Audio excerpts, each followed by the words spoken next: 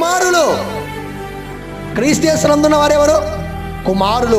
కుమారులకు శిక్షావిధి లేదు, కానీ కుమారులకు క్రమశిక్షణ ఉంది. కుమారులకు శిక్షావిధి లేదు.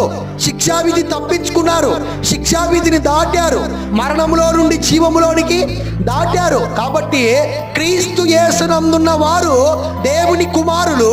కుమారులకేమి లేదు? శిక్షావిధి లేదు. కానీ కుమారులకేముంది? క్రమశిక్షణ ఉంది. కుమారులకేముంది? క్రమశిక్షణ ఉంది.